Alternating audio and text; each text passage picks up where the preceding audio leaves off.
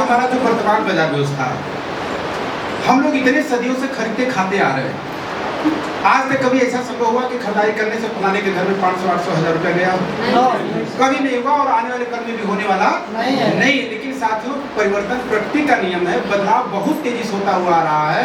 हम लोग बचपन से देखते आ रहे हैं कि खाने के तरीके में बदलाव हो गया, पहनाव में बदलाव हो गया, यात्रा में बदलाव हो गया, वेशभूषा में बदलाव, हर क्षेत्रों में बदलाव हुआ, लेकिन हमारी बाजार व्यवस्था में बदलाव नहीं हुआ। जो दादा परदादा जिस जमाने से जिस तरीके से खरीदते थे, वही तरीके आज हम भी लेके चल रहे हैं। तो जमाना तो इतना बदला, लेकिन खरीदारी का तरीका क्यों नहीं बदला?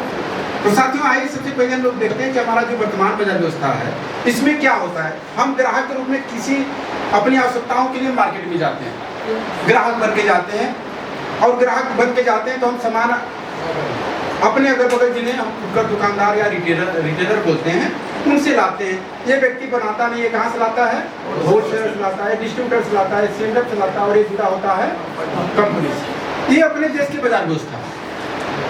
और इसमें एक बहुत बड़ा रोल हो जाता है विज्ञापन का, यानी हीरो हीरोइन जो विज्ञापन कर रहे हैं आज के डेट में, उनका रोल हो जाता है, क्योंकि हर चीज का कंपनियां विज्ञापन करवा रही है, उन्हें मुंह मांगा रकम देती है, और ये जो ही प्रचार किए पोस्टर, बैनर, होर्डिंग या टीवी रेडियो के माध्यम से हम सभी लोगों को पता चल जाता है कि यह प्रोडक्ट मार्केट में आ गया, और उसकी हम डिमांड करते हैं। अब बताइए कि 1 रुपये में कोई चीज यहाँ से चलेगा तो क्या हमारे पास 1 रुपये में आएगा?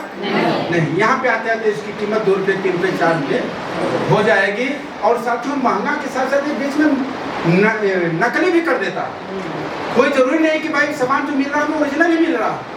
आज पेपर बोल रहा है, लोगों का रिसर्च बोल रहा है कि मार्केट का हर चौथा प्रोडक्ट आज नकली हो चुका है, यानी 3 के बाद 1 नकली। इतनी भारी मात्रा में नकली प्रोडक्ट मार्केट में किए जा रहे हैं, हर चीज का डुप्लीकेशन हो रहा है, और तो इसके साथ साथ ये नकली के चांस बढ़ गए। तो साथियों, ये बाजार व्यवस्था सदियों से चलता चला आ रहा था। हम मेहनत किए, मजदूरी किए, खेती किए, नौकरी किए, और अपने जरूरत के लिए गए, ये चंद लोग अमीर बन गए, ये हीरो हीरोइन लोग अमीर बन गए, लेकिन खरीदारी करने से हमारी स्थिति, हालात नहीं बदली। लेकिन साथियों, एक ऐसी कंपनी जिसका नाम है फैशन शूटिंग प्राइवेट लिमिटेड, यह कंपनी 1977 से भीलवाड़ा राजस्थान में कपड़े बनाती थी। इसका कपड़ा भी इसी चैनल के थ्रू मार्केट में बिकता था। टेक्सटाइल में इनका 5वां स्थान होता था। लेकिन इनके मालिक साहब के दिमाग में एक बात गई, ये है मालिक साहब, इनके मालिक साहब के दिमाग में बात गई, क्या बनाते हैं हम, मैं खरीदता ही ग्राहक है, असली बजाते हैं, बिचौलिए सब ले जाते हैं। अच्छा, सामान उन्होंने कहा कि देखिए, कोई भी प्रोडक्ट है, जैसे यह तेल है, तो जो इसको यूज करेगा वो ना बताएगा कि अच्छा है कि बुरा है। हम जिनसे प्रचार करवाते हैं वो व्यक्ति कभी यूज ही नहीं करता, और फोटो खिंचवाने का, कुछ सेकंड वीडियो बनवाने का करोड़ों रुपया ले जाता है।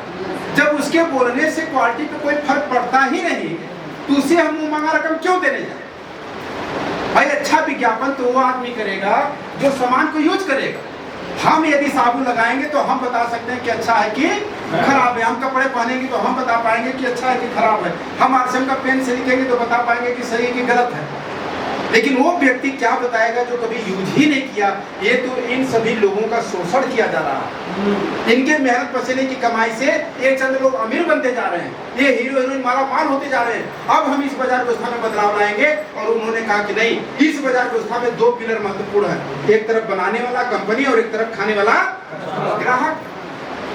अब इन सारे लोगों को हम बीच से हटाएंगे और इस ग्राहक को डायरेक्ट कंपनी से मिलाएंगे, और इसी मिलाने वाली व्यवस्था का नाम उन्होंने रख दिया राइट कॉन्सेप्ट मार्केटिंग, यानी बाजार करने का सही तरीका। तो अब ये बीच का 45% पैसा बच जाएगा। यस। अब यह पैसे ग्राहकों में बांट दिए जाएंगे 45%। तो अब सवाल यह है कि ये बातें जो हुई है, बदलाव जो हुआ, हमारे हित के लिए हुआ कि अहित के लिए? हित के लिए हुआ। लेकिन हित के लिए हुआ तो इतना सिफारिश क्यों करना पड़ता है? जी हजूरी क्यों करनी पड़ती है? घर जा जाके बताना क्यों पड़ता है?